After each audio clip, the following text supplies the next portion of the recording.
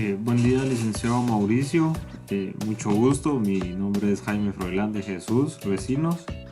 Y hoy le voy a hablar un poquito sobre las características de los seres vivos.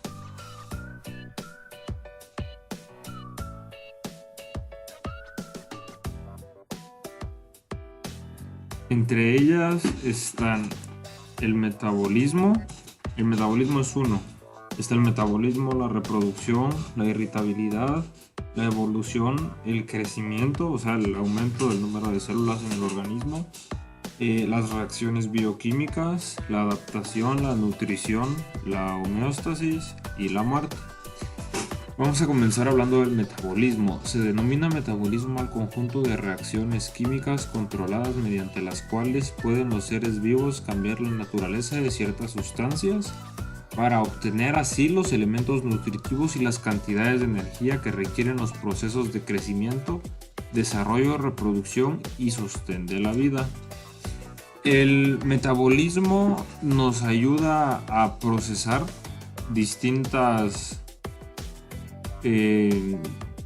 sustancias que nosotros podemos adquirir de la naturaleza, o los nutrientes, nos ayuda a procesar los nutrientes y convertirlos en energía. Nos ayuda a tener todo lo necesario para poder crear las células reproductoras, y ayuda muchas veces a mantener el equilibrio entre todos los organismos. Un claro ejemplo del metabolismo es la fotosíntesis en las plantas.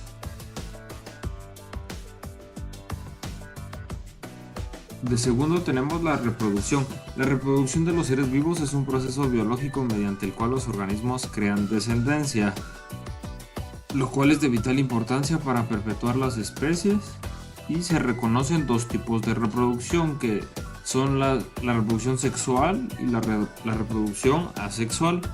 En la reproducción asexual encontramos la fisión binaria, la fragmentación, la esporulación, la partenogénesis y la multiplicación vegetativa. Y en la reproducción sexual, que es la que se realiza por medio de meiosis, que es la que realizamos todos los seres humanos y los animales mamíferos, tiene la fertilización interna, la fertilización externa, la isogamia y la autogamia. Acá podemos ver a un perrito con su cría, con su cachorro. Y de tercero tenemos la irritabilidad.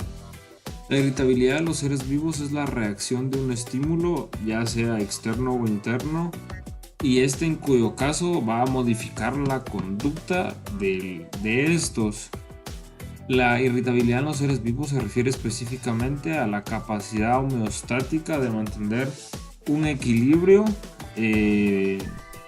dentro del organismo para poder adaptarnos, y esto posteriormente va a permitir una supervivencia. La irritabilidad se puede dar de distintas maneras, y muchas veces los seres humanos pueden expresar la irritabilidad por medio del llanto o a través de las emociones. El crecimiento o aumento de células. En el caso de los seres vivos se conoce como crecimiento al aumento irreversible de tamaño que experimenta un organismo por la proliferación celular, o sea, el aumento celular. Esta proliferación produce estructuras más desarrolladas que se encargan del trabajo biológico. Como todo organismo vivo, se lleva un proceso que hace que vayamos creciendo de menos a más. Acá tenemos algunos ejemplos, como lo es en el caso de las mariposas, que comienzan siendo huevos, luego crecen y se convierten en orugas.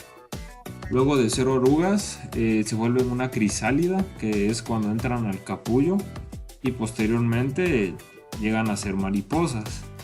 Otro ejemplo que tenemos acá son los huevos, que luego de que salen del cascarón son pollitos y posteriormente se convierten en gallos o gallinas. La evolución. La evolución es el proceso mediante el cual los organismos cambian con el tiempo. Las mutaciones producen variación genética en las poblaciones y el medio ambiente interactúa con dichas variaciones, seleccionando aquellos individuos que mejor se adapten a su entorno.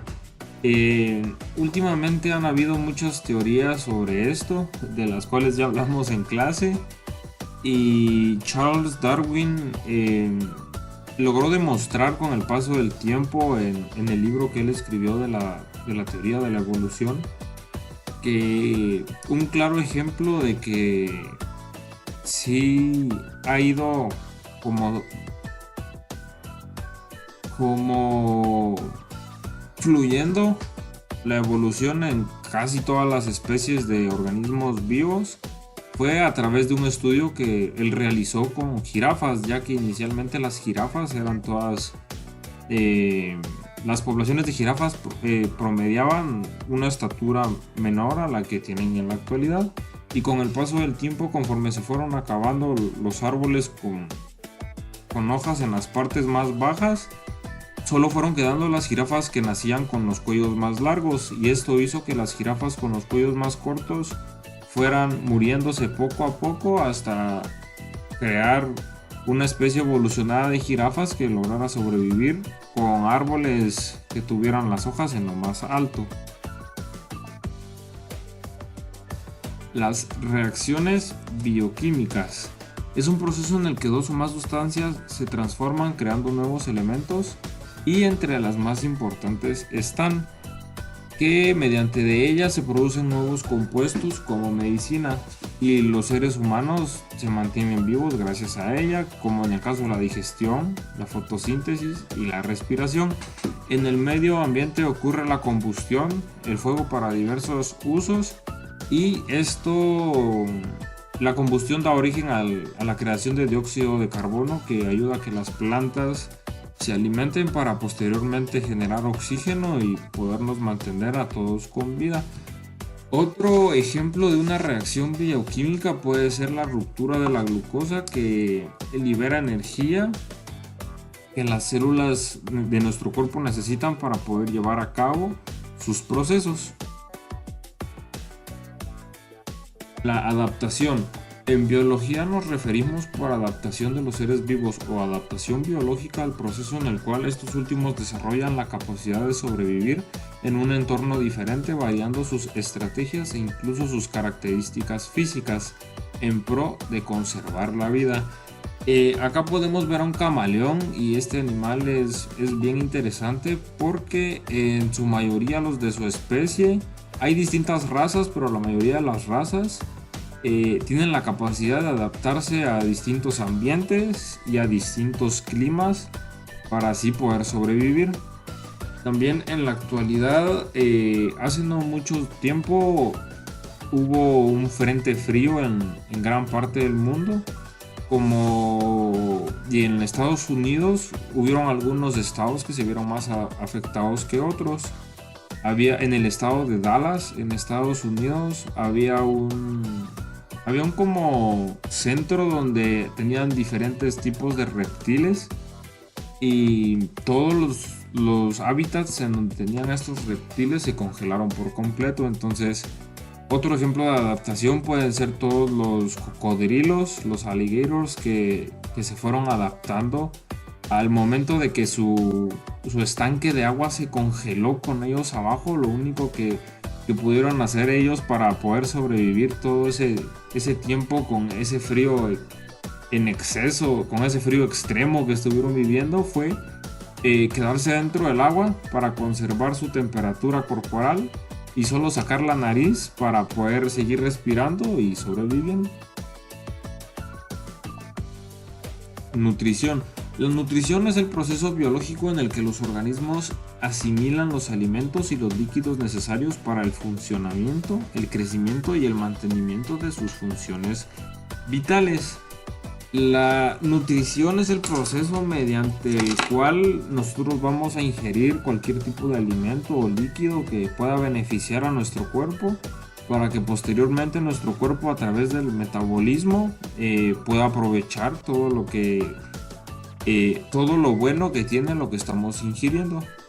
Acá podemos ver un pequeño ejemplo de cómo se trabaja una pequeña cadena alimenticia y de cómo cada especie se puede ir alimentando de distintos organismos vivos, así como los ratones se pueden alimentar de plantas para que luego las serpientes se alimenten de los ratones y por último un águila se alimente de estas serpientes.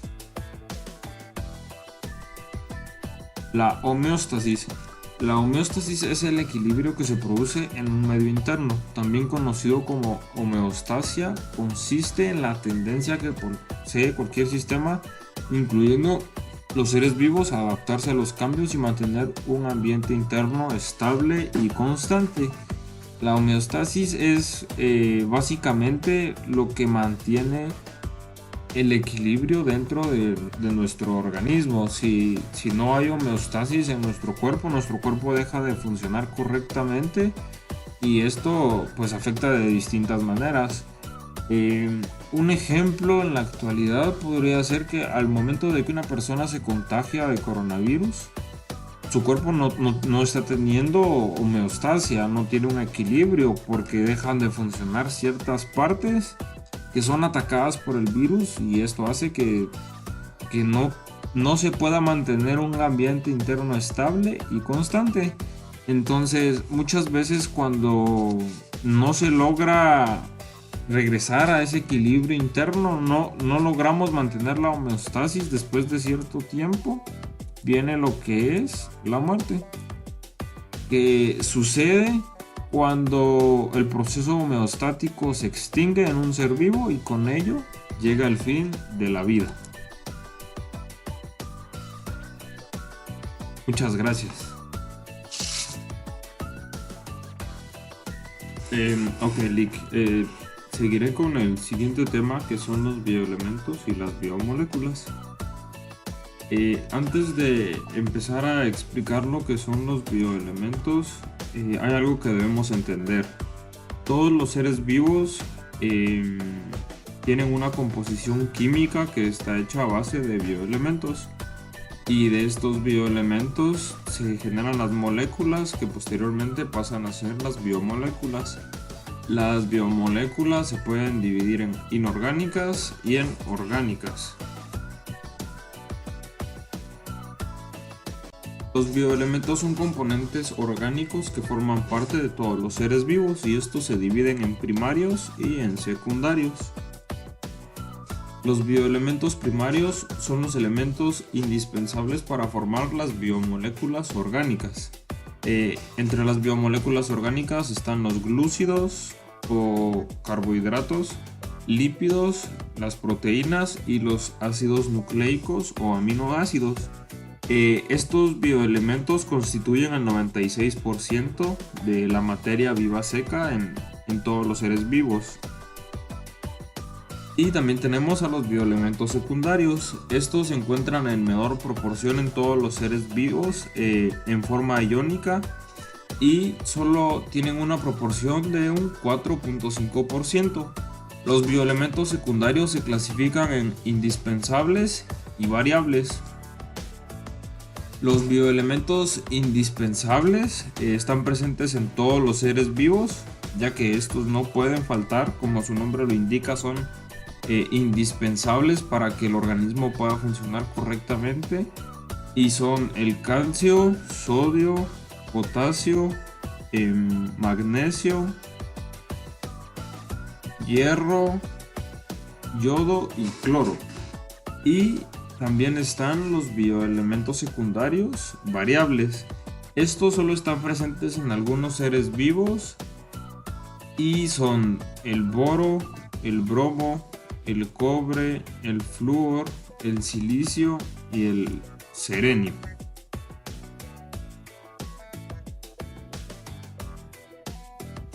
Ahora hablaremos de lo que son las biomoléculas. Como ya lo había dicho anteriormente, las biomoléculas son la unión de los elementos que constituyen a los seres vivos y se dividen en dos, en biomoléculas inorgánicas y en biomoléculas orgánicas. Las biomoléculas inorgánicas tienen funciones fisiológicas en los seres vivos y entre estas encontramos al dióxido de carbono, al agua, al amoníaco, al ozono y al óxido de calcio. Y con las biomoléculas orgánicas, estas son polímeros naturales y sintetizadas por todos los seres vivos. Todas las biomoléculas orgánicas tienen una estructura a base de carbono. Entre las biomoléculas orgánicas encontramos las proteínas, los carbohidratos, los lípidos, las vitaminas, las enzimas y los ácidos nucleicos o aminoácidos. Muchas gracias.